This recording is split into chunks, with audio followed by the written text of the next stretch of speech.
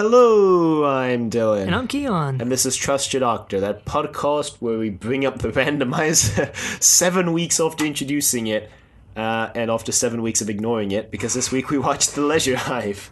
Written by David Fisher in his final writing for the show. Final story for the show. And directed by Lovett Bickford. And aired in August and September of 1980. Also Lovett Bickford's final outing on the show. Also his first. He totally nailed it. So I guess we should start by talking about everything that's changed now that we have a new producer. Yep, might as well just go in order of appearance. So the first and most obvious change is the new theme. Right. Arranged by Peter Howell of the Radiophonic Workshop. Who also did the incidental music for this story. Right. Which we will bring up in a bit, or at least I will. Right. I liked the new theme a lot, actually. It's really jazzy. Yeah, I liked the little... I couldn't tell in the end credits whether the very end was like an explosion sound effect or if it was just like an amplified dematerialization noise. No, I think it's supposed to be an explosion. Because apparently Peter Howell fought pretty hard to get the show to end on a fade to white so he could put the explosion in there, right? Because he worked with the designer of the new title sequence and end credits, which we'll mention in a second, because he really wanted it to end on a fade to white, and he got it, so... Yeah, so also accompanied by new visuals, of course. Right.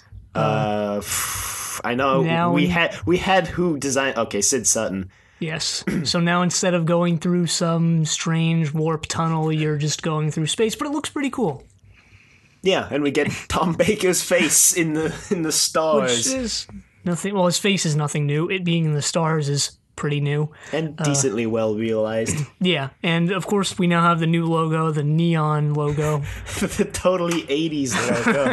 It's like they went full 80s on everything. Well, we are in the 80s now. But honestly, as the season goes on, I kind of want some of the letters to go out, like, you know, a neon sign going out. No. So at the end of the season, it's like flickering on and off. Yes. The D is just completely gone. It's just Octo Who.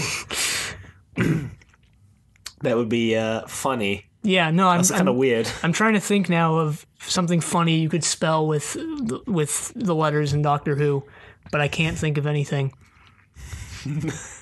Octo Who? I don't know. The new 8-legged star. Taking TV by storm. Speaking of 8 legs. What? Check out Triple Play, because we just watched Spider-Man. Yeah, the plug of the week. And Doc Ock is in the second film, okay. Yeah. Anyway. Wow. Next up, the new TARDIS, I guess. No, actually Tom would show up. No, Tom was first. Yeah, so the story opens with K9, who's John Leeson now again. We forgot to mention. That's also new-ish. Well, he's back. Yeah, I think J&T enticed him back by the promise that he would kill off... dog treats. No. Canine snacks, no. Now I want a Scooby-Doo K9 crossover. No, I want to see K9, like, not refusing to obey the Doctor or Romana, but then they give him a K9 snack. No, I know, no. Anyway, I think J&T told John Leeson he would kill off K9 at some point during this season. And given what happens in this serial, which we'll get to in a second. Yeah, so it's K9. Actually, it doesn't open with K9. It opens with that drawn-out, panning shot of the beach. Just a deserted beach that went on for far too long. Then it goes to K9. Then it goes to Romana. It's cloudy. You find out from Romana that it's winter. She complains to K9 about being on the beach in winter. Yeah, so typical Southern California day. No. Typical Brighton day. In Southern California, you can go to the beach in winter because it's still like 70 degrees outside. Looked like it was 60, maybe 50 minus Fahrenheit, 70. By the way, not Celsius. Yeah, Romana's wearing a new outfit as she does every week. It's not really of note, I guess. Well, it's a swimsuit. Yeah. She keeps it on for the entire story, which is kind of funny. She's wearing a swimsuit for the entire story. Anyway, she's holding a beach ball. Pretty fashionable swimsuit, though.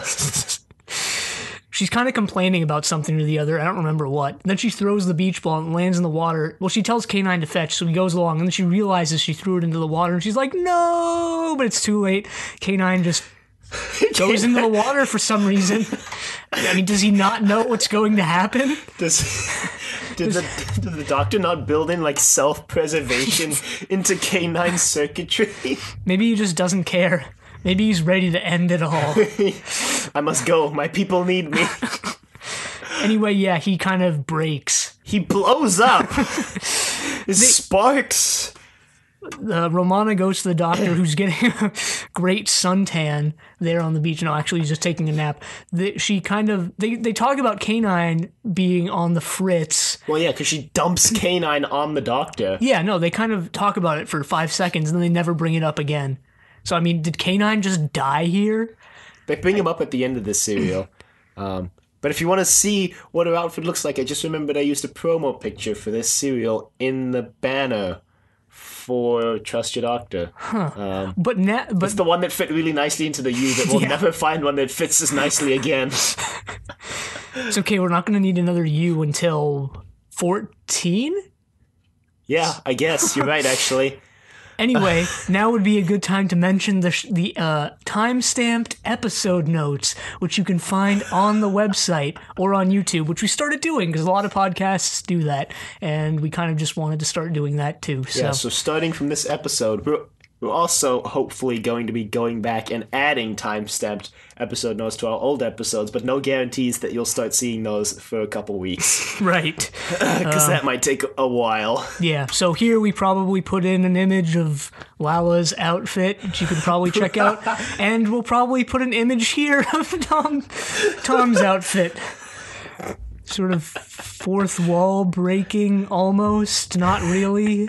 This is a podcast. This is not really a fourth wall. We're breaking podcast canon. Anyway, yeah, Tom's new outfit. Right, it's designed by apparently legendary costume designer June Hudson. She's actually been resident costume designer since the Reboss operation, apparently. And we just didn't know. So all of those really good outfits from last season, we can credit to her. Good job, June. So yeah, apparently she didn't really want to change the Fourth Doctor's outfit, but orders from her superiors, namely JNT, said otherwise. So she changed it, but kind of looks almost like a palette swap. I think it is just a palette swap. I think the coat is definitely like longer. And the scarf is longer. He looks more pimp-like, is how I describe it. He reminded me of Raymond Reddington from the Blacklist, which I think I also mentioned the Blacklist on Triple Play. Which you should also check out. No. All right, I'm done.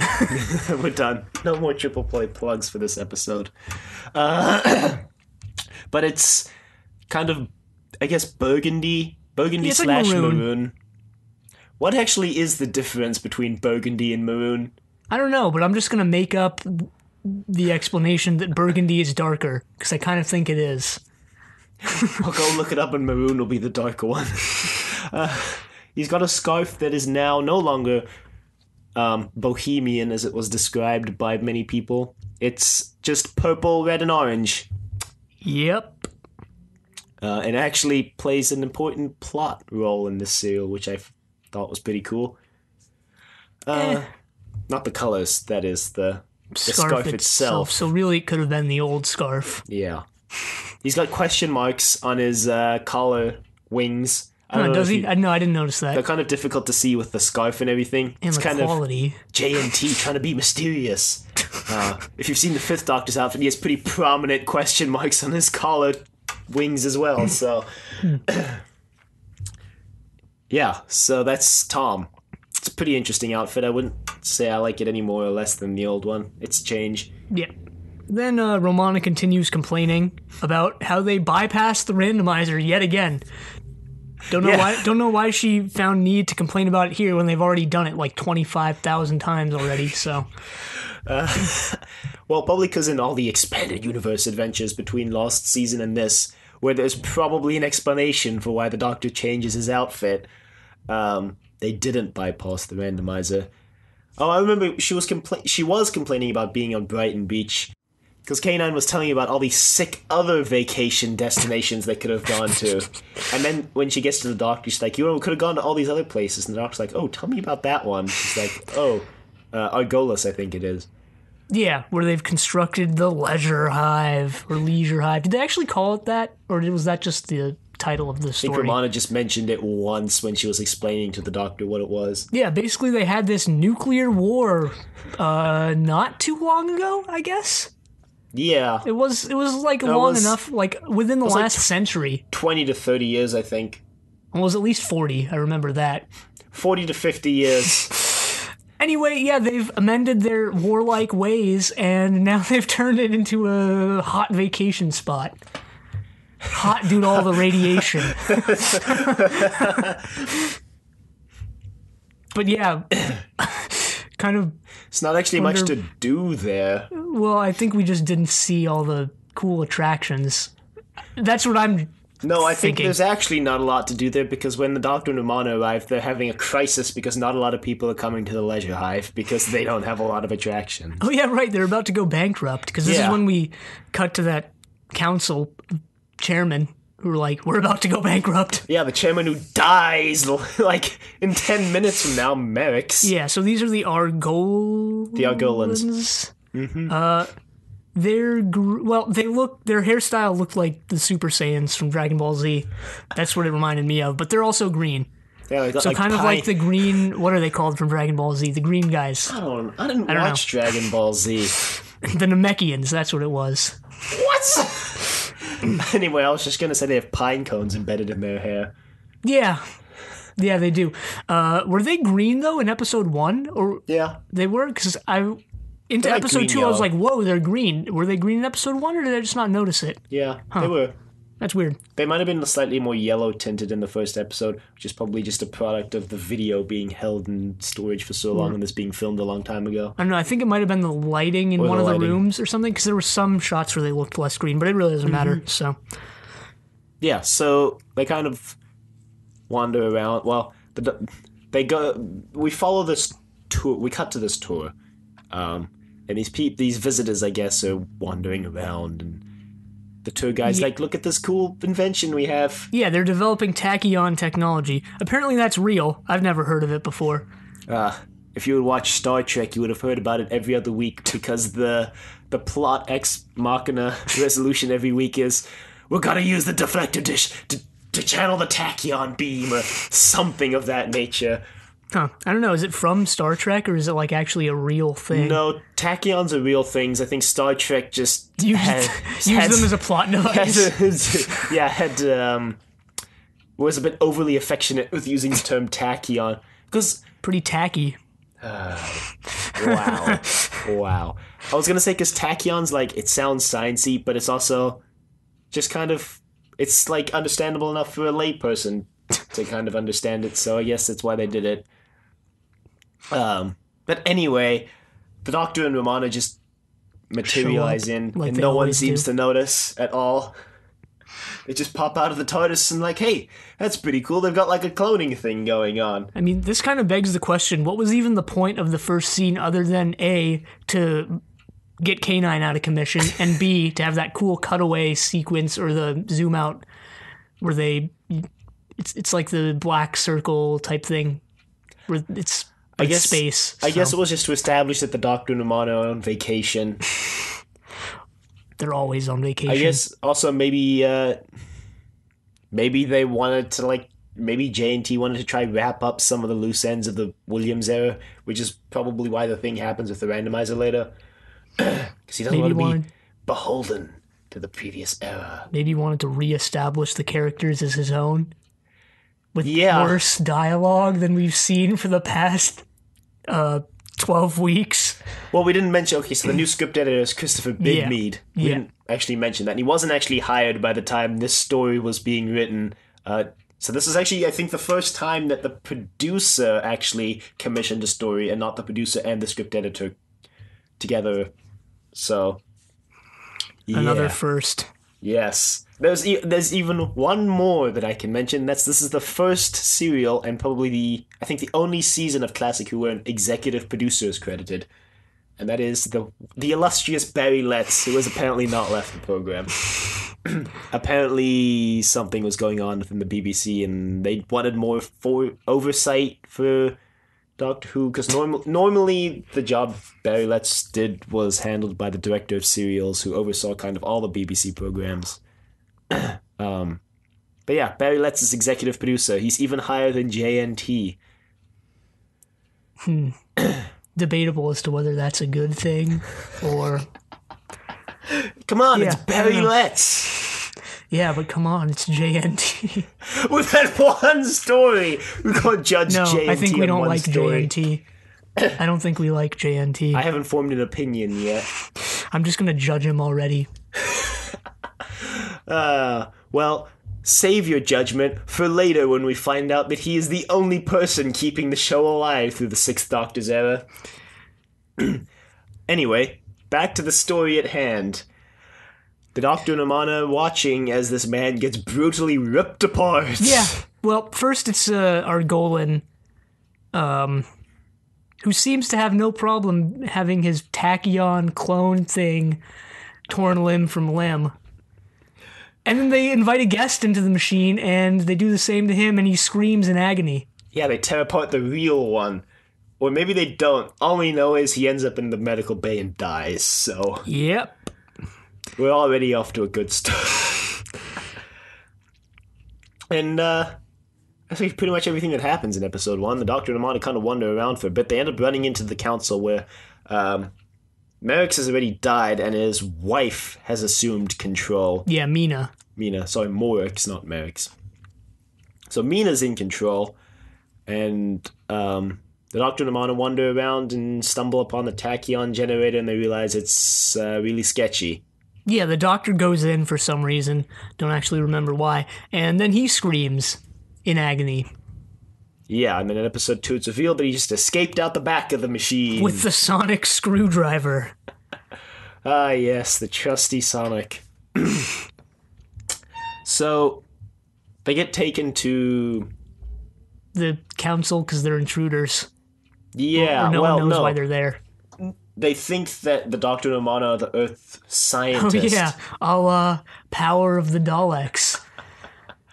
Because apparently there's an Earth scientist on his way to work on the tachyon imaging tech or whatever. Whatever nonsense. Tech. No, I don't know. Tom did?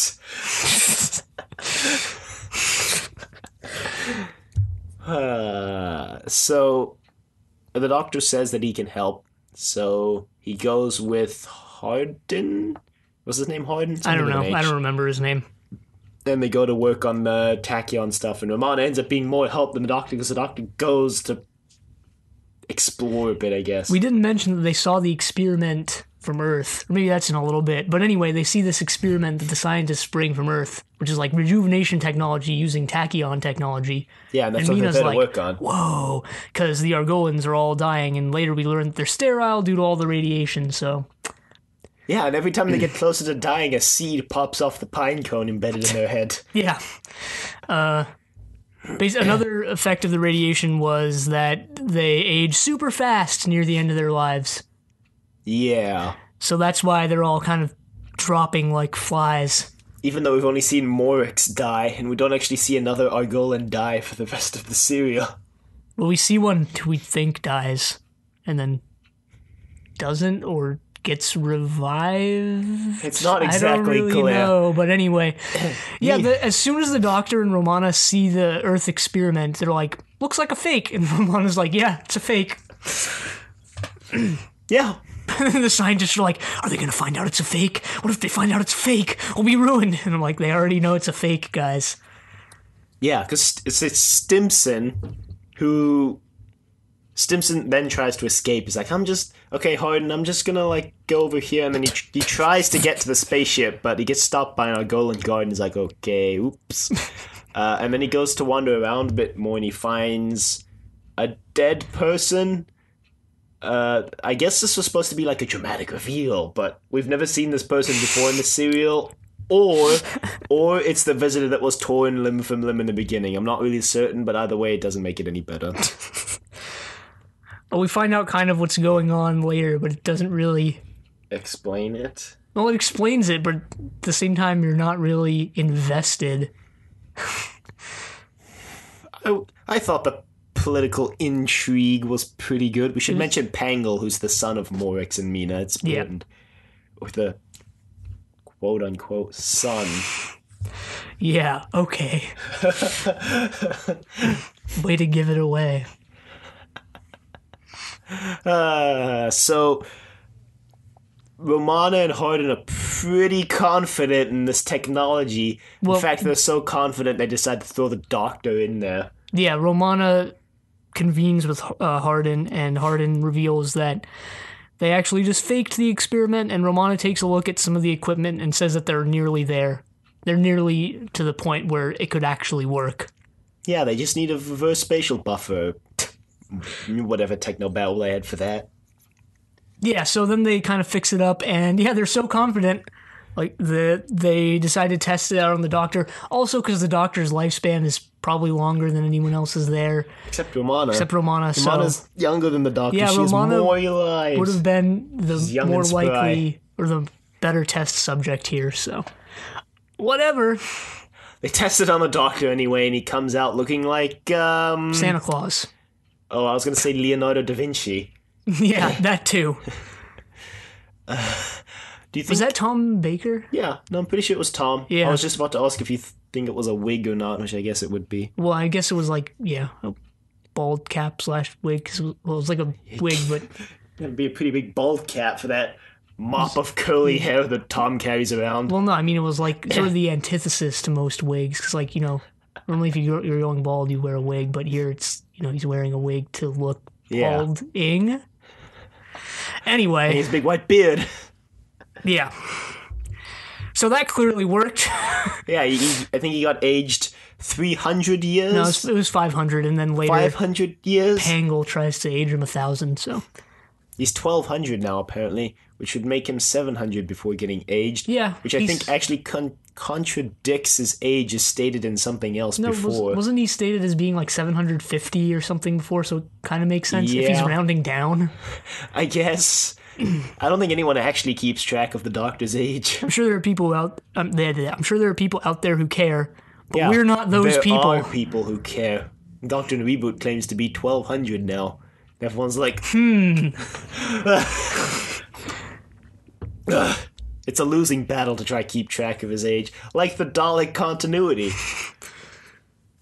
Like any other type of continuity, this show may or may not Except contain. the Cybermen. They apparently have a pretty clear continuity. And the Ice Warriors. Poor Ice Warriors. Always getting the short end of the stick. What? They got one of the best Third Doctor serials. No, I mean, they always fail, and they're always wrongly accused of being terrible people. Well, because they were terrible people. When they were terrible people, they fail, and then when they amend their ways, everyone still hates them. Yeah. Maybe because the second time they supposedly amended their ways, they hadn't amended their ways.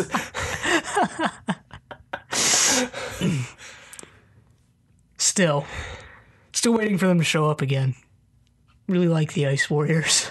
Yeah, I really like the Cybermen. I'm still sitting here waiting for them to show up again in a good serial. But this isn't that serial. No, instead we've got the Argolans, who were okay, I guess. Mostly just Pangle. So, the Doctor and Romana are like, well, we're gonna have to fix the Doctor somehow. I mean, de-age. There's nothing necessarily wrong with being 1,200 years old. Except it seems like he's at the end of his life / regeneration / I don't really know. He seems like he could trip and regenerate. Well, the thing is, the other regenerations, well, the ones we've seen so far, didn't necessarily come from with old age? Yeah, or didn't necessarily result from old age, yeah. But the other ones didn't, so...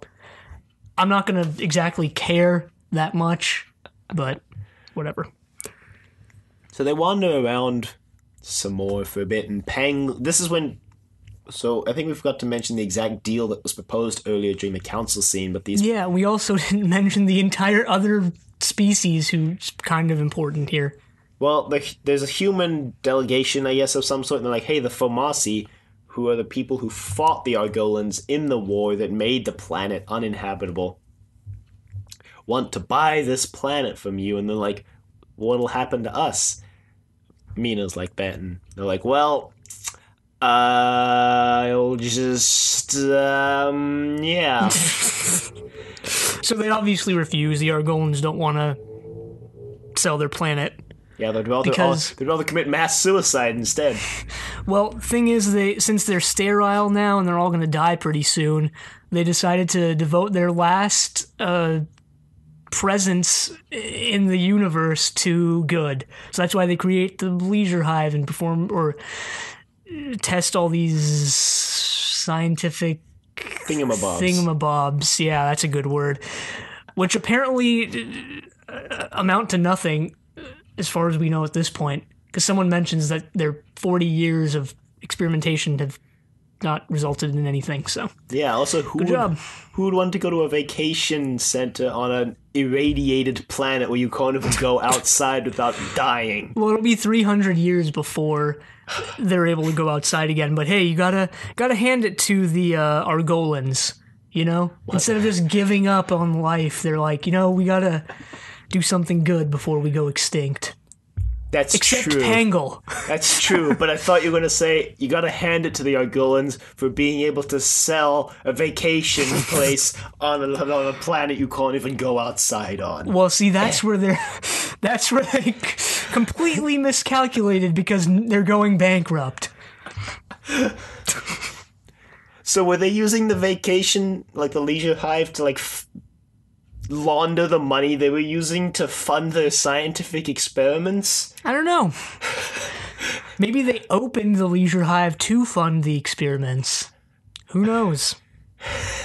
Maybe they claim to be working for good and they're actually just trafficking drugs through the Leisure Hive. Maybe they're building up an army to destroy the Formasi or whatever they were called. Okay, Pangle, chill out, slow down now.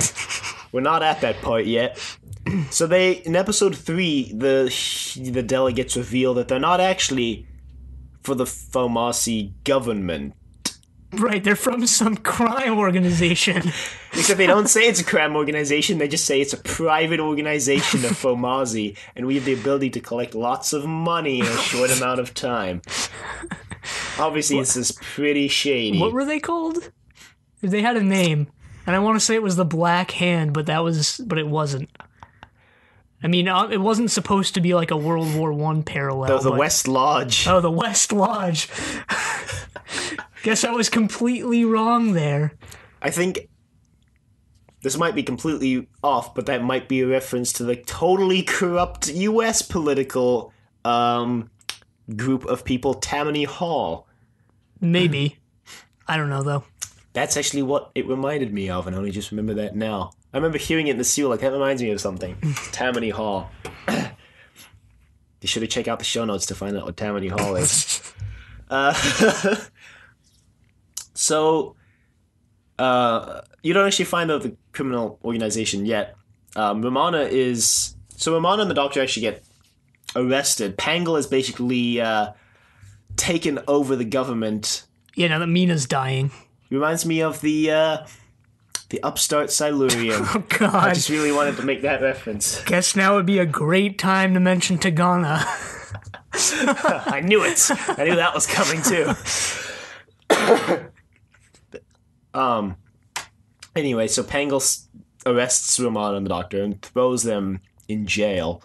But they escape. That's actually just what happened. They just escape. They actually just kind of walk out of the jail room. Come to think of it, we haven't had many incompetent guards lately.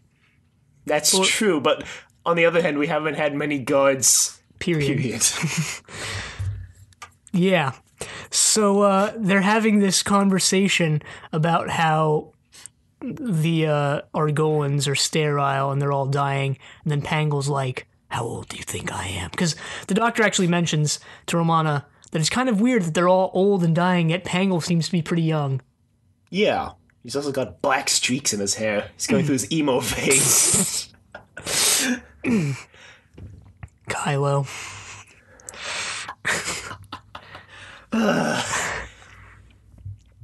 But Pangol's basically like, yep, so I was born of the generator. Yeah. Turns out he was born from tachyon technology. He's not actually Mina's son. Yeah, they reveal that, like, they use the tachyon technology to clone some Argonians, and Pangol's the only one who survived in infanthood, and then they shut down the program until Pangol came of age. Yeah, something like that. This was a big surprise to me because it was pretty obvious once they mentioned it, but I didn't even put two and two together before they mentioned that, they're all sterile, yet Pangol seems to be pretty young and, like, not dying.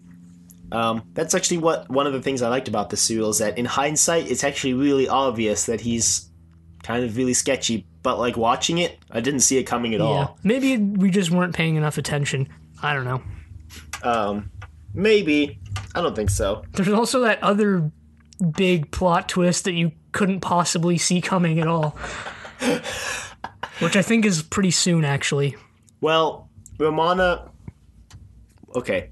The reason why the Doctor and Romana got captured is because Stimson died, and the Doctor was nearby his body, and a scarf was tied around his body, which is why I was like, hey, the scarf came into play for once.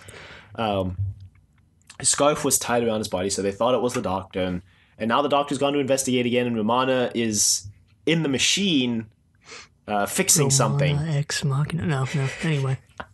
Romana's in the machine fixing something. Fixing something, I guess. Well, because Hardin still wants the machine to work, right? Yeah.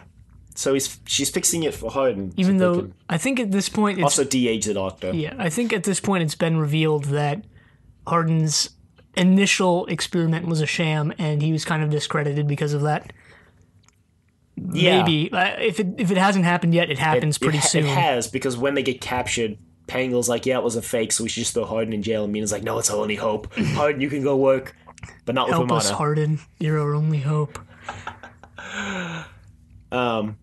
And then Pangol goes to try to turn on the machine, and then you don't really know what happens to Romana, but then she just shows up. The Doctor's kind of sitting down and contemplating what the heck is going on this planet when Romana busts in with this giant lizard creature. We actually forgot to mention all the scenes leading up to this moment where it cuts really awkwardly to just like an arm, an eyeball, or a point of view shot of the monster creature, and you're like, oh man, is there going to be like a secret monster hidden in the base? It's going to be like the Macra. It's pretty obviously the Formasi.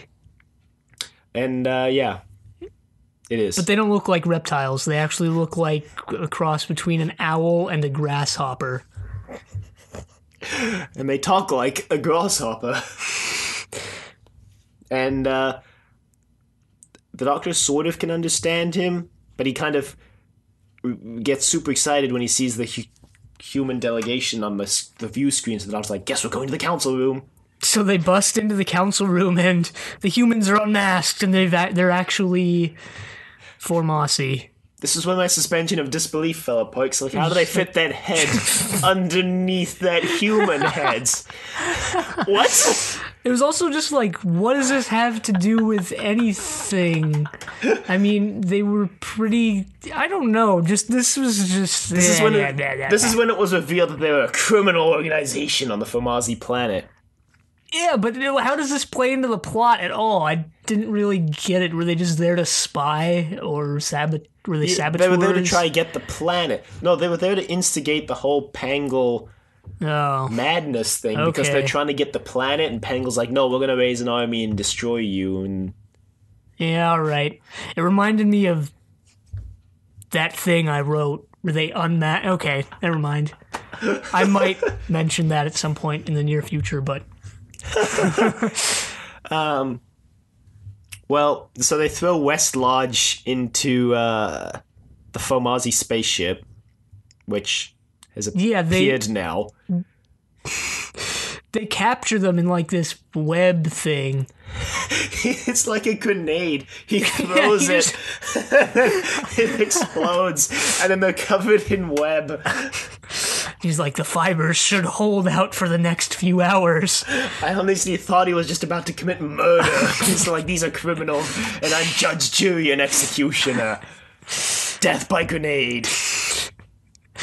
But no, he's actually just going to take them back to the Formasi homeworld. Yeah, him and his assistant. Another Formasi has shown up who's an assistant to the one who rescued Romana. Yeah, what was he doing this entire time? Actually, what were they both doing this entire time? What were all those scenes of them sneaking around?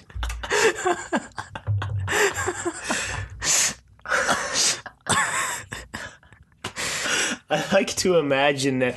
So all the corridors reminded me of like a self-storage building, and I like to imagine the Formasi were just breaking into self-storage units.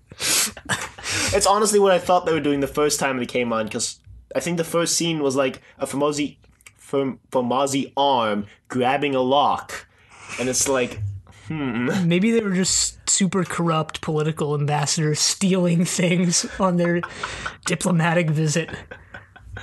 Hey, better than the creature from the creature from the pit. The creature from the creature from the pit. I don't think he ever got named, so... No, he did. His name was Arado. Oh, yeah. Whatever, I like the creature from the pit. So, now Pangle has just gone insane. Reveal his plan, as the villains are wont to do on this show. Yeah. As villains everywhere are wont to do. You know, reveal their plan the moment before it's too late to be sabotaged. And they sabotage it. And he's like, no! Instead of just revealing it after. Instead of Watchmen. Spoiler. Anyway, so his plan was to clone an army and use of himself. Yeah, of himself. Now, my question at this point was, so if the tachyon technology and how they got new Argolans was to clone old ones, why would they clone Pangle? Like, clearly the person they would have cloned to make Pangle would be the same and would be just as unhinged as Pangle was, right? I don't know. Or maybe I guess that gets into the nature versus nurture debate that I just don't want to get into anyway, so... But were they necessarily clones, or... I guess they were because of what the Doctor does. But... Yeah, I'm pretty sure they were clones. Yeah, alright. But then again, later Mina's like, I'll be sure to raise him right next time. So it's nurture. Is it, though? Well, that's what they're implying. I guess, but we didn't get to see the old Pangle, so to speak. Nor do we get to see the new baby Pangle grow up into quite possibly equally insane Pangle. What if this all just happens again? Then it is nature. Those who don't know history are doomed to repeat it, I guess? I don't know. Anyway, the Doctor goes into the machine. So... Pangle has modified the machine by adding like a random something, and Romana's like, the randomizer, that's what they're using it for now. They took it off the TARDIS, and now it's no, well, in a second, because Romana's like, well, we don't know where we added it, so we'll just have to add a second randomizer, and that'll cancel it out. And the Doctor's like, oh, the randomizer from the TARDIS will work. She's like, no, Doctor, it's too dangerous. He's like, yeah, whatever. Do they actually do that? Admittedly, I wasn't paying attention enough in 4. Huh. No, yeah, so the Doctor sneaks off when Romana's not looking, and then he goes and takes the randomizer and installs it into the machine. Yeah, there's no more randomizer. It's gone now. Oh yeah, I mentioned that at the end. Yeah. Because they also mentioned the Black Guardian again. Yeah. We really wish they'd stop bringing up the randomizer and the Black Guardian, but I guess it's okay here. Yeah, now they probably won't do either anymore. Anyway, yeah, they foil Pangle's plans. There's like a bunch of copies of the Doctor now. Although he doesn't know that. Neither does Romana. She thinks the Doctor's just been vaporized because he was in the machine when Pangle started the cloning process. He's also put on this Spartan helmet. Yeah, which was the helmet of the great hero of their planet. The great hero. Maybe his name was Argo of Argolan. Is that what it was? No, I don't think so. But thanks to the helmet, they can't tell that it's all just the Doctor. And Romana gets taken away by Dr. Clones, and he's like, oh, thanks. And then they all start fading away. She's like, no! And then one of them's like, yeah, I was first in, and now I'm young again. Seems legit. Now you wonder if he could be immortal if he just keeps using this machine. So Mina is dying, and Hardin is like, Mina, we have to get her to the machine. So he gets her to the machine. Was so intent on saving her. There was that implied romance between Hardin and Mina. Was that what it was? Yeah. I was thinking that was what it was, but I was like, no, they wouldn't be dumb enough to do that, right? No, they were dumb enough to do that.